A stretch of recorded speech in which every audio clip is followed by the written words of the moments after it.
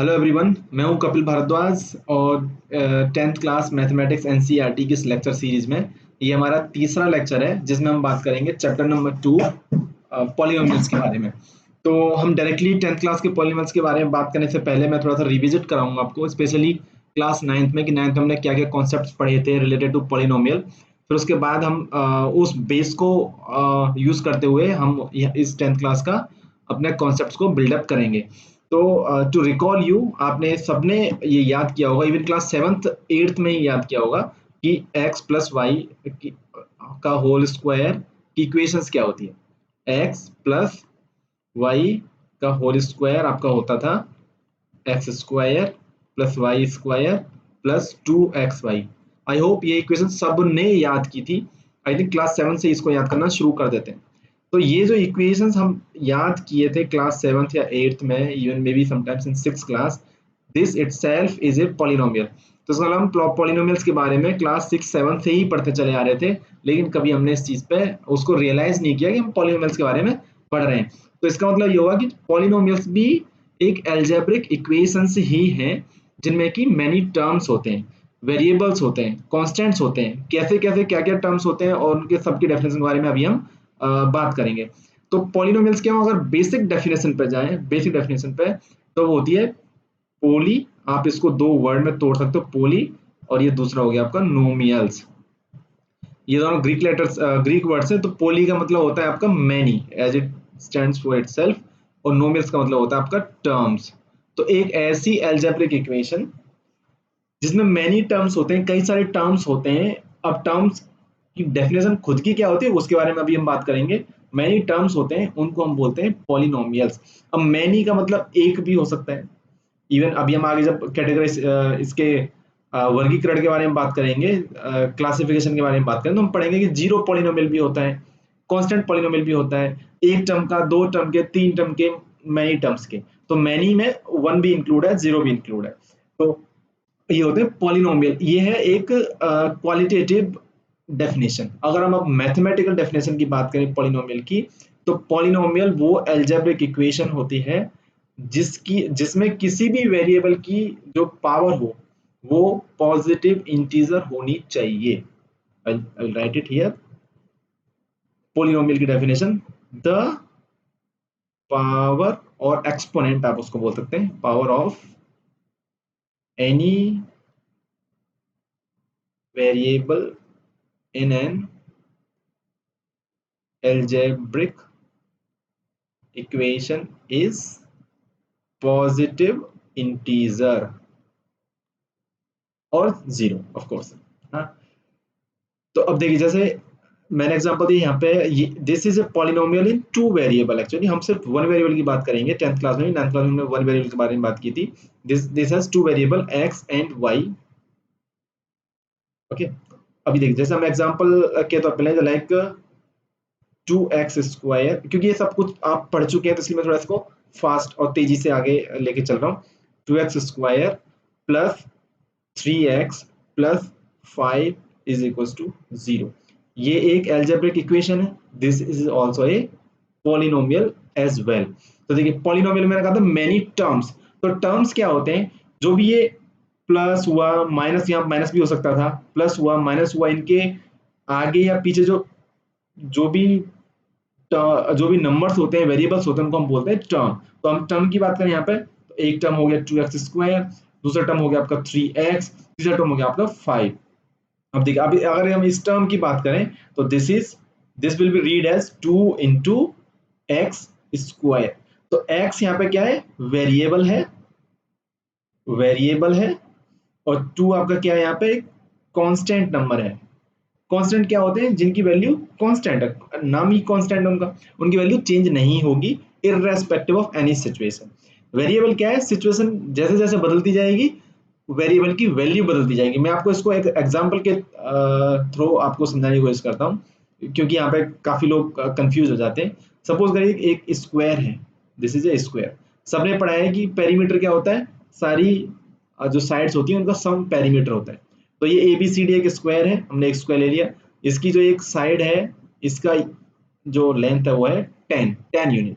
तो इसका पेरीमीटर क्या होगा, चारों भुजाओं का सम। और the sum of all the four sides, तो क्या हो जाएगा 10 plus 10 plus 10 plus 10, this is your 40। अभी मैं अभी और आप इसको और क्या लिख सकते हैं, आप इसको लिख सकते हैं कि 10 4 बार आया तो 4 into 10 is equal to 40।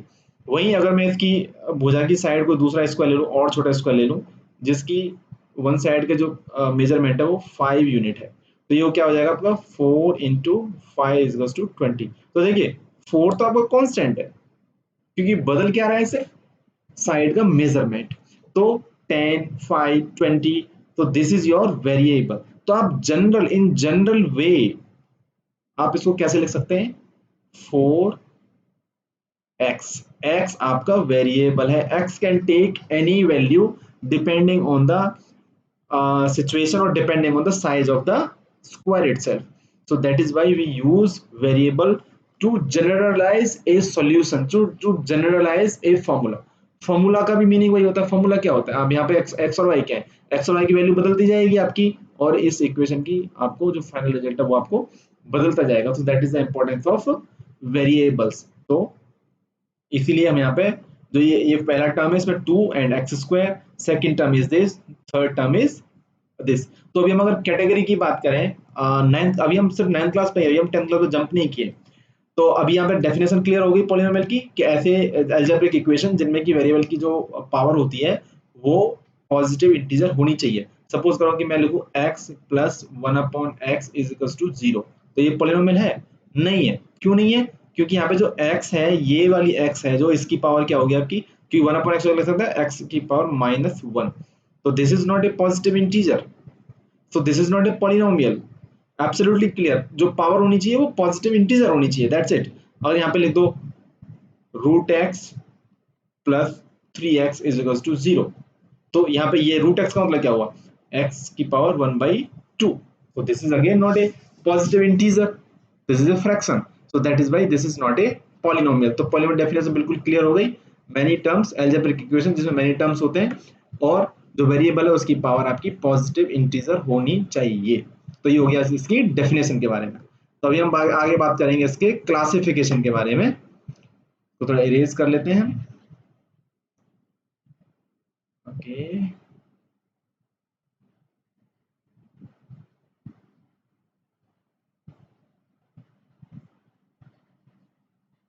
Okay, classification. तो क्लासिफिकेशन पे जाने से पहले हम एक और डेफिनेशन के बारे में बात करेंगे, वो हम बात करेंगे डिग्री ऑफ पॉलिनोमियल, जो यहाँ पे भी डिफाइंड है 10th क्लास में, बट हमने उसको 9th क्लास में ही पढ़ा था, डिग्री ऑफ ए पॉलिनोमियल।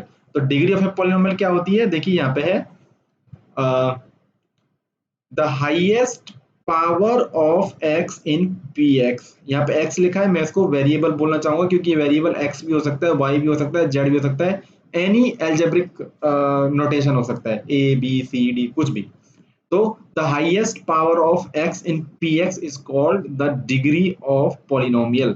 तो पॉलिनोमियल का जो कैटेगराइजेशन है that is done on two basis, one is based on number of term. तो पहले हम बात करेंगे नंबर ऑफ टर्म्स के बेस पे क्या होता है। तो नंबर ऑफ, जैसे मैंने बताया टर्म्स क्या होते हैं, प्लस और माइनस जो अर्थमेटिक साइन होते हैं उनके आगे पीछे जो भी वेरिएबल और इनका कांस्टेंट का जो कॉम्बिनेशन होता है उसको हम टर्म बोलते हैं। तो अगर ओनली वन टर्म हो तो हमको बोलते हैं, उनको बोलते हैं लीनियर पॉलिनोमियल, लीनियर, और उनको मोनोमियल भी बोल सकते हैं आप, लीनियर भी बोल सकते हैं या फिर उनको मोनोमियल, नो उनको मोनोमियल ही बोलते हैं। Linear actually this comes in another kind of a category, so हम अब उसके बारे में बात करेंगे। टू टर्म होंगे तो हम उनको बोलेंगे बाइनोमियल। देखिए मोनो मीन्स वन, मियल यहां से, ये यहां से जो आया one term, binomial two term, three trinomial, quadrinomial like that, and for many polynomial in general, poly can take any number of terms। Second जो कैटेगरी है that is on based on degree of the polynomial, degree of polynomial. अगर degree 1 हो तो उसको हम बोलते हैं linear, जो मैं आपको बता रहा था, that was a mistake, I am sorry about that, linear. अगर डिग्री 2 हो तो उसको हम बोलते हैं क्वाड्रेटिक, क्वाड्रेटिक।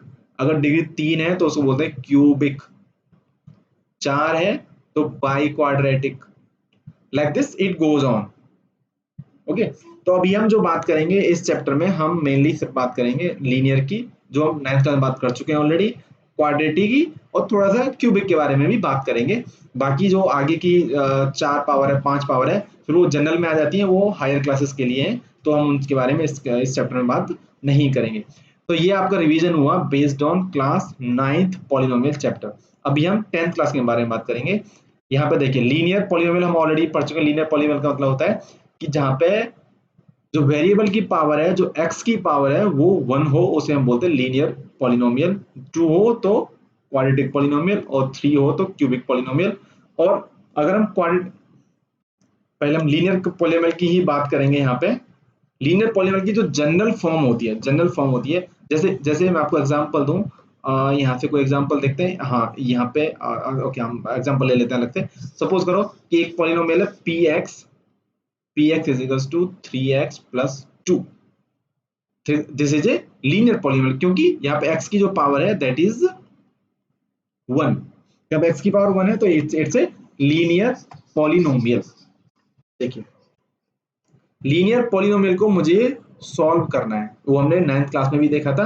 हम यहाँ पे एक बार फिर से उसको देखते हैं। सॉल्व करने का मतलब होता है कि मुझे उसमें जो वेरिएबल है उसकी वैल्यू निकालनी है। तो यहाँ पे अगर हम 3x plus 2 से ही अगर हम एग्जाम्पल को लेकर चले, तो 3x plus 2 is equals to 0। जब भी हमको पॉलिनोमियल सॉल्व करना होता है, तो सॉल्व करने का मतलब क्या है कि वेरिएबल की वो वैल्यू जिस पे उस इक्वेशन की, अलजेब्रिक इक्वेशन की जो टोटल वैल्यू है वो 0 हो जाए, उसे हम बोलते हैं सॉल्यूशन ऑफ ए पॉलिनोमियल। तो 3x plus 2 को अगर मुझे सॉल्व करना है, किस x की वैल्यू पे ये 0 होता है, तो मैं उसको 0 के बराबर मैंने इक्वेट किया।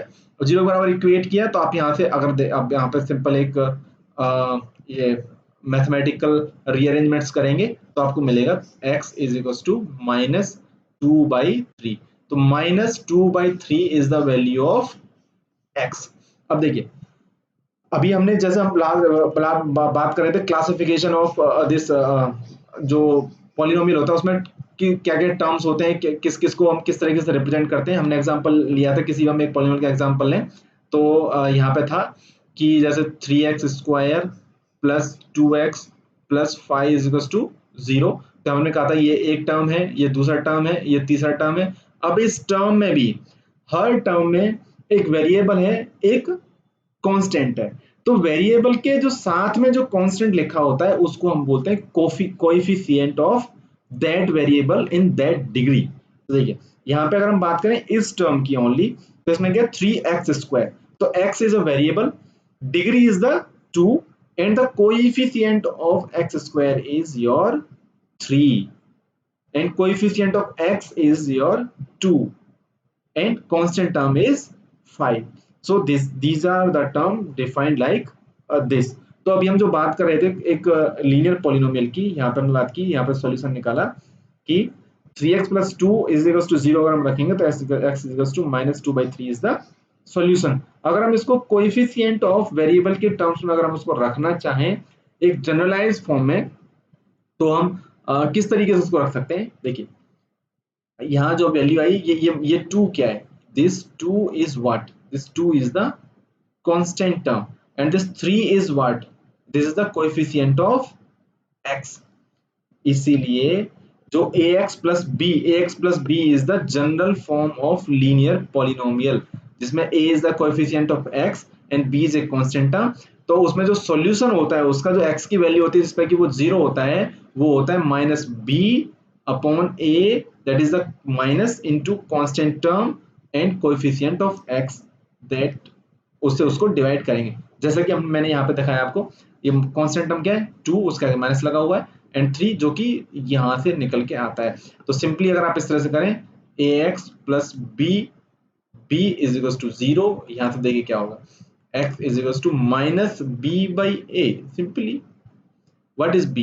b is the constant term, a is the coefficient of x। तो वही यहाँ पे इन्होंने एज ए फॉर्मूले की तरह लिख रखा है, तो आप इसको रटने की जरूरत नहीं है, सिर्फ आपको इसको अंडरस्टैंड करने की जरूरत है। ये हो गया सिर्फ और सिर्फ लीनियर पॉलिनोमियल के बारे में। हम क्वाड्रेटिक पर जाने से पहले हम बात करेंगे geometric meaning of zeros of polynomial. पहली बात तो जीरोस ऑफ पॉलिनोमियल के बारे में की डेफिनेशन के बारे में जानते हैं। जैसा कि इसका नाम खुद अपने आप में बता रहा है, जीरोस। जीरोस का मतलब हुआ कि पॉलिनोमियल में वेरिएबल की वो वैल्यूज जिन पे उस पॉलिनोमियल की वैल्यू टोटल वैल्यू जीरो हो जाए, उसे बोलते हैं हम जीरोस ऑफ पॉलिनोमियल। जो आपने 9th क्लास में पढ़ा था factor theorem, remainder theorem. Factor theorem क्या थी कि जिस जिस कांस्टेंट पे पूरे पॉलिनोमियल की वैल्यू जीरो हो जाए, x minus that number will be a factor of that polynomial। तो मैंने आंसर में पढ़ा था, मैंने जस्ट रिकॉल कराया। तो zeros of polynomial are those numbers जिन पे कि उस पॉलिनोमियल की वैल्यू जीरो हो जाए। तो अभी हम बात करेंगे ज्योमेट्रिकल मीनिंग। ज्योमेट्री का मतलब क्या होता है कि आप पहले कोई भी पॉलिनोमियल दे रखा है, कोई भी इक्वेशन दे रखी है, उसको आप प्लॉट करो एक्स और वाई पे, और फिर वहां से देखो कि उसकी जीरोस का क्या ज्योमेट्रिकल इंटरप्रिटेशन है। तो हम इसी सेक्शन में बात करेंगे। इस 10th क्लास में आपको ग्राफ ड्रॉ करना आपके स्कोप में नहीं, लेकिन फिर भी मैं आपको हल्का सा ग्राफ के बारे में हिंट दे रहा हूं कि किस तरीके से ग्राफ प्लॉट करते हैं। देखिए यहाँ पे जो इक्वेशन है ये है 2x प्लस 3, 2x प्लस 3। तो px is equal to 2x plus 3। अब देखिए 2x प्लस 3, px को हम जनरली y बोल देते हैं, not to write is px, आप px भी लिख सकते हैं। तो जस्ट टू रिड्यूस फर्दर इसको हम बोल देते हैं y is equal to 2x plus 3, क्योंकि जो हमारा जो प्लॉट होता है x और y का जो ग्राफ होता है वो x और y के टर्म होता है, इसलिए हम px को y बोल देते हैं। px का मतलब क्या है कि x की वैल्यू रखने के बाद जो मुझे टोटल वैल्यू मिले उसको हम p ऑफ x, मतलब पॉलिनोमियल की x पे वैल्यू, उसको हम बोलते हैं p ऑफ x, जिसको हम y से रिप्रेजेंट कर देते हैं अपने y एक्सिस जो ग्राफ में होता है। आप वहां पे x की वैल्यू रखते जाइए, जैसे यहाँ पे -2 रखा तो y की वैल्यू क्या आई 1 आई। अब -2 और 1 को आप कैसे रिप्रेजेंट करते हैं, -2 यहाँ है, 1 कहीं यहाँ है, तो ये पॉइंट आपका कहाँ आएगा, -2 आपका x है -2 हियर, और y है आपका 1, 1 से आप खींचो और -2 समवेयर हियर, -2 और एंड 2 एंड 7।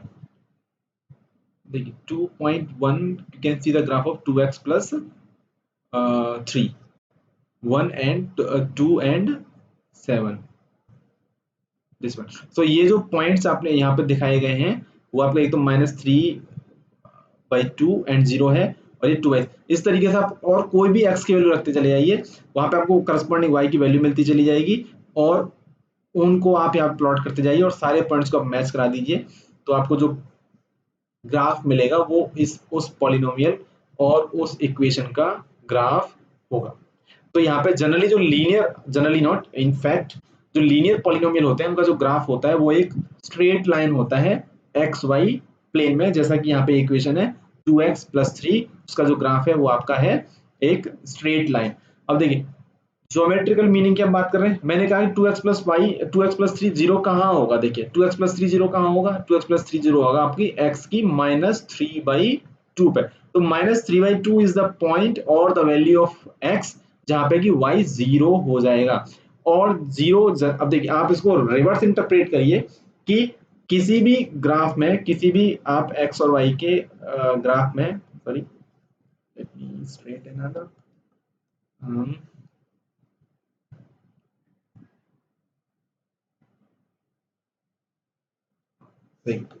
किसी भी एक्स वाई के ग्राफ में this x this y, x पे कहीं भी आप कोई भी पॉइंट आप देखेंगे उस पे वाई की वैल्यू हमेशा जीरो होने वाली है, और वाई पे आप कोई पॉइंट रखेंगे उस पे एक्स की वैल्यू जीरो होने वाली है।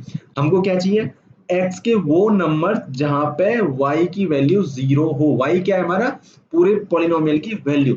इसीलिए मैं आपको इन शॉर्ट बता दूं, जो भी ये ग्राफ होता है, जो भी ये ग्राफ होता है, जहां भी वो एक्स एक्सिस को कट करेगा, like here eight -3/2, x axis को कट करने का मतलब है कि y की वैल्यू और पॉलिनोमियल की value itself is zero at that point, and that is called the zeros of the polynomial. तो इसका मतलब क्या हुआ कि ग्राफिकल रिप्रेजेंटेशन में अगर आपको कोई ग्राफ दिया हुआ है और आपको कहे कि इस पॉलिनोमियल के क्या क्या सॉल्यूशन है और क्या क्या जीरोस हैं और कितनी जीरोस है, तो आप सिर्फ ये काउंट कर लो कि एक्स एक्सिस को वो कहाँ कहाँ कट कर रहा है, जितनी बार कट कर रहा है वो उतने नंबर ऑफ जीरोस हैं उस पॉलिनोमियल की, और जहां जहां कट कर रहा है उस पॉइंट को आप रीड करिए, वो आपकी जीरोस ऑफ दैट पॉलिनोमियल होंगी। ओके, तो यहाँ पे अब देखिए ये एक और इक्वेशन है जिसको यहाँ प्लॉट कर रखा है, that is y is equals to x square. ये क्वाड्रेटिक इक्वेशन है, इसके बारे में अभी हम थोड़ा इसी चैप्टर में आगे बात करेंगे। पर इसके ग्राफ के बारे में अगर हम बोले तो ये जो एक पैराबोला की इक्वेशन होती है, पैराबोला कैसा होता है, पैराबोला आपका यू शेप में होता है, यू शेप में होता है, इसको हम बोलते हैं पैराबोला। और इसी की इक्वेशन ये क्वाड्रेटिक इक्वेशन होती है। ये ऐसा भी हो सकता है, ऐसा भी हो सकता है, ऐसा भी हो सकता है, ऐसा भी हो सकता है, किसी भी तरीके से शेप हो सकता है, बट शेप इसका इसी तरीके से होगा। तो इस इक्वेशन को अगर यहाँ पे प्लॉट किया गया तो इसका कहीं ना कहीं प्लॉट इस तरीके से यहाँ आया। मैं सिर्फ इस ग्राफ को देखो और बोलूँ कि इस इक्वेशन की कितनी जीरोज हैं और इस पॉलिनोमियल की कितनी जीरोज हैं, तो I will just look at the graph, see ये यहाँ पे एक्सेस को कट कर रहा है, यहाँ पे एक्सेस कट कर रहा है, दो जगह ये एक्स एक्सिस को कट कर रहा है। इसका मतलब है कि इसकी दो जीरोज हैं। क्या क्या है, एक है -1 को -1, एक्स की वैल्यू क्या है -1, एक है -1 पे 0 होगा और ये 4 पे 0 होगा। तो सिर्फ और सिर्फ आप ग्राफ देख के बता सकते हैं कि इसकी कितनी जीरोज हैं और उन जीरोज की वैल्यू क्या है। इजी, वेरी इजी, आपको रटना नहीं है। मैंने आपको बताया क्यों ऐसा होता है, क्यों एक्स कट देखते हैं हम, क्योंकि एक्स की ऐसी वैल्यू जिस पर पूरे पॉलिनोमियल की वैल्यू 0 हो जाए वो, और क्योंकि आपको पता है कि एक्स एक्सेस पर वाई की वैल्यू हमेशा 0 होती है, इसलिए हम एक्स एक्सेस का कट देखते हैं, वाई एक्सेस का कट नहीं देखते हैं। ठीक है, देखिए इन ग्राफ में अगर हम ध्यान दें तो ये graph number 1, this has 2 zeros again, shape is different, this has 2 zeros, similarly this also has 2 zero, this has only 1 zero, क्योंकि ये एक जगह टच कर रहा है। टच करने का मतलब एक्चुअली होता है कि उसकी दो जीरोज उसकी दो ही है, सॉल्यूशन उसके दो ही है, लेकिन दोनों बराबर हैं, तो उनको हम उनको एक ही काउंट करते हैं। टच का मतलब दो होता है कि उसके दो ही सॉल्यूशन है लेकिन वो दोनों बराबर हैं, तो देख कॉन्सिडेंस सॉल्यूशन वो इक्वल है, तो इसलिए हम उनको एक ही कंसिडर करते हैं, जीरो उसकी एक ही कंसिडर करते हैं क्योंकि एक्स की वैल्यू एक ही है। सिमिलरली हियर ऑल्सो, और आप आगे देखें यहाँ पे ये ग्राफ एक्स को कहीं न टच कर रहा है ना कट कर रहा है, इसका मतलब है कि इसकी कोई जीरो है ही नहीं। इसका मतलब हुआ कि इस पॉलिनोमियल में, इस इक्वेशन में आप एक्स की कोई भी वैल्यू रख लो, वो पूरे टोटल वैल्यू कभी भी जीरो होने ही नहीं वाली है। सो दैट इज मीन कि ये एक्स को न टच कर रहा है ना कट कर रहा है, उससे अलग है, ऊपर है या नीचे है, इसीलिए इसकी कोई जीरो नहीं होगी। ओके, सिमिलरली यहाँ पे एक और ग्राफ ड्रॉ किया है, एक्स क्यू, ये क्यूबिक ग्राफ ड्रॉ किया है। मैंने जैसे बताया ग्राफ ड्रॉ करना अभी इस सिलेबस के स्कोप में नहीं है। अगर किसी को लगता है कि मैं ग्राफ के बारे में और ज्यादा बताऊं, ग्राफ ड्रॉ कैसे करते हैं और फर्दर इंटरप्रेट कैसे करते हैं, किस तरह से उनके जो शेप होते हैं किस तरह से डिसाइड करते हैं, अगर इस तरह से ये एक आपको और फर्दर पढ़ना है, एडवांस पढ़ना है, तो आप कमेंट सेक्शन में लिख के बता सकते हैं, हम उसके लिए एक स्पेशल क्लास रख सकते हैं only graph. And graph are one of the most important topic in mathematics. अगर आप 11th क्लास और 12th क्लास में मैथमेटिक्स लेने की सोच रहे हैं तो डेफिनेटली आपको ग्राफ्स के बारे में प्रॉपर नॉलेज होनी ही चाहिए। ग्राफ आपकी मैथमेटिक्स के लिए ही नहीं, फिजिक्स के लिए भी बहुत इंपॉर्टेंट है। ग्राफ अगर आपको ड्रॉ करने आते हैं, उनको इंटरप्रिटेशन आता है, उनके शेप डिसाइड करना आता है, कितना एक्स के ऊपर है कितना नीचे, इधर होगा कि इधर होगा, नेगेटिव है क्या पॉजिटिव है कहाँ, ये सब ग्राफ के जो नॉलेज है ये बहुत ही क्रिटिकल नॉलेज है। अगर आप किसी एंट्रेंस एग्जाम की तैयारी कर रहे हैं या फिर आपको 11th और 12th में मैथमेटिक्स लेना है तो ग्राफ की नॉलेज बहुत इंपॉर्टेंट है। अगर आपको चाहिए कि मैं उसके लिए एक स्पेशल क्लास लूँ तो आप कमेंट सेक्शन में लिख के मुझे बता सकते हैं। ओके, तो यहाँ पे ये जो ग्राफ प्लॉट किया है वो ग्राफ ये है आपका। अब यहाँ पे भी देखिए, बस आपको क्या है, तो जीरो से मतलब है खाली, एक ये है, एक यहाँ कट कर रहा है, एक यहाँ कट कर रहा है, तीन जीरोस। कौन कौन सी जीरो है, एक तो 2 है एक्स की वैल्यू, एक 0 है और एक -2 है। सिमिलरली अगर इस ग्राफ को देखें तो ये सिर्फ एक ही जगह कट कर रहा है एक्स एक्सिस को, that is at 0। This is a graph of x y equals to x cube. और ये क्या है, ये दो जगह कट कर रहा है, यहाँ पे भी और यहाँ पे भी, तो इसकी दो जीरोस है। ओके, अब देख एग्जांपल के तौर पे यहाँ पे दिस इज कटिंग एट 1, तो 1 0, 2 0, 1 2 3 0, 1 0, 1 1 2 3 4, 4 zeros। Okay, exercise 1 you can easily do it. इसमें कोई बस जस्ट ग्राफ को बताना है किसकी इतनी कितनी जीरोस है। अब देखिए हमने जो बात की थी लीनियर उसके बारे में, लीनियर पॉलिनोमियल के बारे में, कि y is equal to a x plus b, इसका सॉल्यूशन क्या होगा। हमने कहा था a x plus b is equal to zero, x is equal to minus b by a. हमने बोला था कि ये this is your minus constant term by coefficient of x variable. इसको हमने कॉमन जनरल फॉर्म में हमने लिखा था। अभी हम बात करें relationship between zeros and coefficient of polynomial. तो यहाँ पे भी ये जीरोस और कोएफिशिएंट के बीच में बात है ना, मुझे अगर जीरो चाहिए लीनियर पॉलिनोमियल की जो एक ही होगी क्योंकि इसकी पावर एक ही है, तो इसलिए इसकी कोएफिशिएंट ऑफ पॉलिनोमियल से आप इसको रिलेट कर सकते हैं डायरेक्टली। अभी हम हायर ऑर्डर पॉलिनोमियल के बारे में बात करेंगे, लाइक क्वाड्रेटिक पॉलिनोमियल के बारे में। तो सपोज करते हैं कि जैसे ये एग्जांपल है px is equal to 2x square minus 8 plus x। ये 9th क्लास से एग्जांपल है और 9th क्लास में आपने सीखा था splitting of the middle term से हम क्वाड्रेटिक इक्वेशन को कैसे सॉल्व करते हैं। मैं एक बार रिपीट कर दूं किस तरह से करते हैं। जैसे this is your px is equal to 2x square minus 8x plus 6। तो हम क्या करते थे, हमें एक ऐसे दो नंबर चाहिए p एंड q, मैं रिपीट करूं, दो नंबर चाहिए p एंड q जिनका सम p प्लस q आपका कोएफिशिएंट ऑफ x के बराबर हो -8 और मल्टीप्लीकेशन p इंटू क्यू आपका multiplication of constant term and coefficient of x square के बराबर हो। तो 2 इंटू 6 इज इक्वल टू 12। तो यहाँ पे क्या होंगे p एंड क्यू आप होंगे -2 एंड -6 क्योंकि -2 plus -6 is equal to -8, -2 into -6 is equal to 12। तो इसीलिए आप इस इक्वेशन को आप क्या लिख सकते हैं, इस तरीके से आपने इसको तोड़ा, यहाँ से 2x को कॉमन लिया, ये this is 9th class procedure, तो इसमें बताने वाला ऐसा कुछ है ही नहीं। तो यहाँ पर आपकी जीरोस क्या हो गई, हमने पहले क्या किया था, जो फैक्टर्स आते थे उनको बारी बारी जीरो के बराबर रखते थे और वहां से फैक्टर्स हमारे निकल के आते थे। तो हमने जब x-1 को जीरो रखा और x-3 को जीरो रखा, वहां से हमारा x = 1 is 1 0, x = 3 is our second zero. क्योंकि यहाँ पे डिग्री 2 है, हम बात करेंगे डिग्री से नंबर ऑफ जीरोस की क्या रिलेशन होती है। हम धीमे धीमे बिल्डअप करते जा रहे हैं, मैं आपको इंटरप्रिटेशन बताऊंगा इन नेक्स्ट फ्यू मिनट्स कि जीरोस और पावर ऑफ द पॉलिनोमियल और डिग्री ऑफ द पॉलिनोमियल के बारे के साथ क्या रिलेशन है।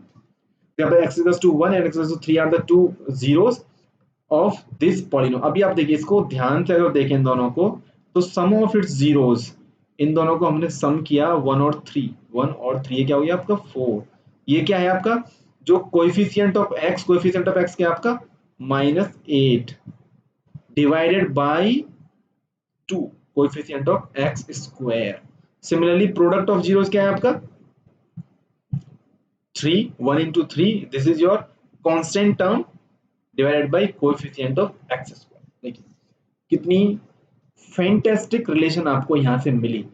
by just looking at the polynomial itself you can say कि इसकी जीरोस कुछ भी हो, you don't know क्या होंगी, बट उन जीरोस का जो सम होगा वो coefficient of x into minus divided by coefficient of x square होगा। प्रोडक्ट जो होगा वो होगा constant term divided by the coefficient of x square. So this is the fantastic relation between zeros of the polynomial and its coefficient of its variable in the sense x square, x and constant। तो आप इसको और general तरीके से अगर आप इसे लिखें तो सपोज करिए कि जो मेरी जो जीरोस हैं उनको मैंने एक जीरो को माना अल्फा है, क्योंकि क्वाड्रेटिक पॉलिनोमियल है, दो है डिग्री इसकी, तो दो ही जीरो होंगे। एक को मैंने माना अल्फा, एक को माना मैंने बीटा, तो अल्फा और बीटा का दोनों का सम क्या होगा minus into coefficient of x divided by coefficient of x square. Product of zero क्या होगा constant term divided by coefficient of x square. तो इस तरीके से ये रिलेशन आपको बहुत ही ज्यादा हेल्पफुल होगी। आप देखो उसको रिवर्स कैसे इंटरप्रिटेशन कर सकते हैं। आपको पॉलिनोमियल पता है तो you can find out the sum of the zeros and product of the zeros.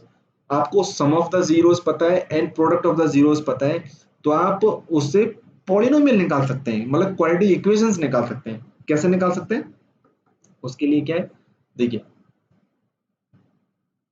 ये ax plus x square plus b x plus c एक लाइक ax प्लस बी आपकी लीनियर पॉलिनोमियल की एक जनरल फॉर्म होती है। इस तरीके से ax square plus b x plus c is equal to 0 आपकी क्वाड्रेटिक पॉलिनोमियल की एक जनरल फॉर्म होती है। उसको आप किस तरीके से लिख सकते हैं, आपको पता है कि कोई भी जीरो जो होती है, हमने फैक्टर थ्योरम से 9th क्लास में पढ़ा था कि कोई भी जीरो है x minus that zero will be A factor of that polynomial. अभी देखिए मैं आपको रिकॉल कराना चाहूंगा चैप्टर नंबर 1 रियल नंबर में हमने पढ़ा था कंपोजिट नंबर के बारे में।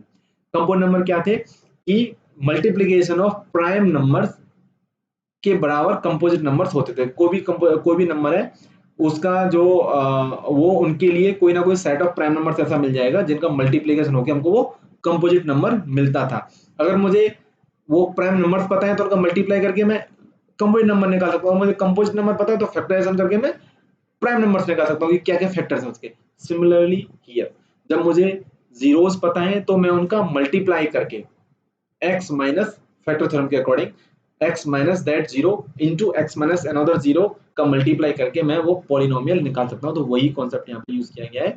उसको आप अगर नंबर से रिलेट करना चाहो तो कॉम्पोजिट नंबर से आप रिलेट कर सकते हैं। तो x minus alpha into x minus beta will give us the polynomial. अब पॉलिनोमियल क्या होता है, एक दूसरे का फैक्टर हो सकते हैं। जैसे मैंने कहा ना कि 20 है, आप 20 का वो क्या होंगे प्राइम फैक्टर है 2 इंटू 2 इंटू 5। अगर मैं इसमें 2 का मल्टीप्लाई कर दूं तो 40 हो गया। तो इसमें सिंपली 2 का मल्टीप्लाई हो गया यहाँ पे, लेकिन फैक्टर तो सेम ही रहे वही। तो सिमिलरली यहाँ पे ये कांस्टेंट टर्म k है, इसको हम रखते हैं 2। अगर हमारे पास पॉलिनोमियल ऐसा है जो एक दूसरे का मल्टीपल में हो तो वो कांस्टेंट नंबर उसको अपने आप में टेकअप कर लेगा। तो इसलिए ये हमारी इक्वेशन होती है दैट इज द, अगर हमको सम और मल्टीप्लिकेशन दिया हुआ है तो this will be our polynomial.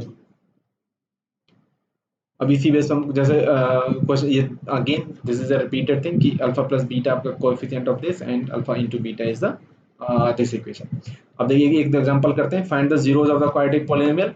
ये है, अब again splitting the middle term. 7 को कैसे तोड़ेंगे, 7 को इस तरह से तोड़ना है कि सम 7 हो और 10 उसका मल्टीप्लिकेशन हो। तो 5 into 5 plus 2 is 7 and 5 into 2 is 10। तो इस तरह से जीरोस क्या होगी इसकी, एक होगी -2 और एक होगी -5। तो यहाँ पे क्या बताया है, यहाँ पे वेरीफाई द रिलेशन। तो वेरीफाई रिलेशन करने के लिए क्या किया, यहाँ पे जीरो का सम करके देखा तो वो उसके कोएफिशिएंट के बराबर ही आ रहा है, मतलब minus of coefficient of x divided by coefficient of x square and product constant term by coefficient of x। तो ये वेरिफिकेशन के लिए क्वेश्चन था। सो अगेन एग्जांपल 3 में भी हमको वेरीफाई ही करना है। अब देखिए यहाँ पे तीसरा क्वेश्चन क्या हुआ, फाइंड द क्वाड्रेटिक पॉलिनोमियल। अब यहाँ पे क्या सम एंड प्रोडक्ट दे रखा है आपको और आपको निकालना है कि the sum and product of whose zeros are -3 and 2 अब पॉलिनोमियल। जैसे मैंने बताया था आपको कि अल्फा प्लस बीटा क्या है आपका, सम ऑफ द जीरोस क्या है आपका -b/a और product of the zero is your c/a। c is the constant term and a is your coefficient of x square। अब देखिए इसको आप किस तरीके से निकाल सकते हैं, मैंने कहा था जैसे कि आपको क्या करना है, px आपको निकालना है। तो क्या हो जाता था, simply your x minus alpha into x minus beta into के। बट आपको यहाँ पे अल्फा पता है आपको, ना आपको बीटा पता है, बट आपको अल्फा प्लस बीटा पता है, अल्फा इंटू बीटा पता है। अब देखिए एक तरीका तो ये है, आपके पास दो इक्वेशन है क्योंकि alpha plus beta is -3 and alpha into beta is 2। आप यहाँ से alpha is to beta by 2 निकाल के यहाँ से अल्फा और बीटा की वैल्यू निकाल सकते हैं। उस तरीके से आप इसमें रख क्या कर सकते हैं, लेकिन आपको ये सब करने की भी जरूरत नहीं है। आपके पास डायरेक्ट रिलेशन होती है, आप किस तरीके से वो पॉलिनोमियल आप अपना फाइंड कर सकते हैं। वो आपका था ये वाली इक्वेशन जो यहीं से निकल के आई है, उसको सिर्फ रीअरेंज किया है। This is your x square minus alpha plus beta into x into alpha into beta. के इज जस्ट कांस्टेंट, आप उसको 1 भी ले सकते हो। तो यहाँ पे क्या हो जाएगा, ये आपका अल्फा प्लस बीटा क्या हो जाएगा, देखिए x square alpha plus beta क्या आपका 3, तो वहां क्या था minus alpha plus beta x. Okay, तो ये 3 हो गया क्योंकि माइनस है तो 3 हो गया। And alpha into beta is your 2। So this is your polynomial directly coming from your sum of the zeros and product of the zeros से। Okay next this is similarly same now yes okay this is for your quadratic polynomial जहां पे कि हमने बात की sum of the zeros and product of the zeros की। अभी हम बात करेंगे क्यूबिकल पॉलिनोमियल की जिसकी जो पावर है और डिग्री है वो 3 हो। तो अभी जैसे मैंने आपसे कहा था ना कि मैं आपको बताऊंगा कि degree of polynomial and number of zeros of the polynomial में क्या रिलेशन होती है। तो मैं आपको बता दूं कि number of zeros of A polynomial कितनी होंगी? At most I use the word at most, मतलब एट मोस्ट इक्वल टू और less than, I will use the word at most. I will remove this word. I'll say less than or equal to degree of the polynomial. Polynomial की degree के बराबर या उससे कम होंगी। बस अगर हमारा क्वाड्रेटिक पॉलिनोमियल है तो उसकी मैक्सिमम 2 जीरोस हो सकती हैं, एक भी हो सकती है। जब वो मैंने ग्राफ में देखा ना, वो था पैराबोला। पैराबोला क्या होता है, किसका सोल्यूशन होता है? क्वाड्रेटिक इक्वेशन का ही। लेकिन वो ऐसे करके जा रहा था, दिस, तो this is a single zero, but है तो एक क्वाड्रेटिक इक्वेशन। तो उसके मैक्सिमम जीरोस क्या हो सकती हैं? दो। एक भी हो सकती है, एक भी नहीं हो सकती। एक भी कभी नहीं होगी जब पैराबोला हमारा ऐसा होगा जो टच ही नहीं कर रहा है, उसका कोई सोल्यूशन नहीं। सिमिलरली अगर 3 है डिग्री तो 3 जीरोस मैक्सिमम हो सकती हैं, उससे कम भी हो सकती हैं। 4 है तो 4, 5 है तो 5। तो नंबर ऑफ जो जीरोस हो सकती है मैक्सिमम, वो हमारे पॉलिनोमियल की डिग्री के बराबर या उससे कम होंगी।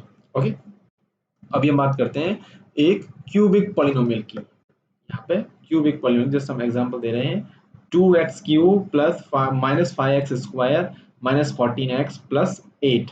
तो देखिए अगर यहाँ पे देखिए इसकी जीरोस क्या होंगी, जीरोस यहाँ पे निकाली हुई है। पी एक्स, ये जीरो पे जीरो है, जीरो पे तो जीरो नहीं है। ये पी एक्स टू जीरो कहाँ होगा? ये एक तो एक्स इक्वल टू 4 पे है, एक -2 पे है, एक 1/2 पे है।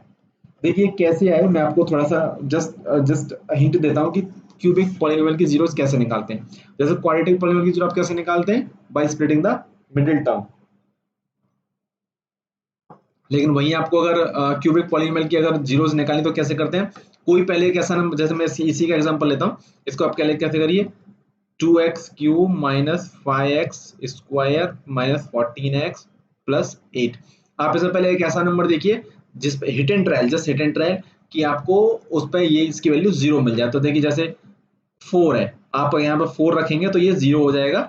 तो इसका मतलब क्या होगा कि x minus 4 is a factor of this polynomial. तो आप x माइनस 4 से इसको डिवाइड करिए, cube minus 5x square minus 14x plus 8, ये डिवाइड करेंगे।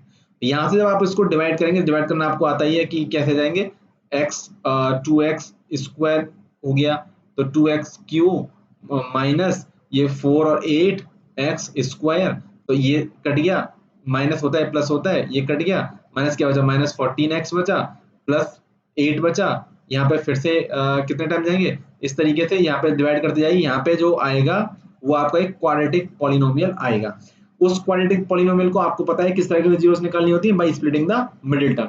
तो एक जीरो तो आपकी यहाँ से आ गई जो आपने हिट एंड ट्रायल से निकाली, और दो जीरो आपकी कहाँ से आ गई, जिस डिवाइड करने के बाद जो कोशिएंट आया उसके क्वाड्रेटिक जीरो से हमको दूसरी जीरो मिल गई, दो जीरो और मिल गई, तो हमको 3 जीरो मिल गई। तो इस तरह से हम क्यूबिक पॉलिनोमियल की जीरोस निकालते हैं।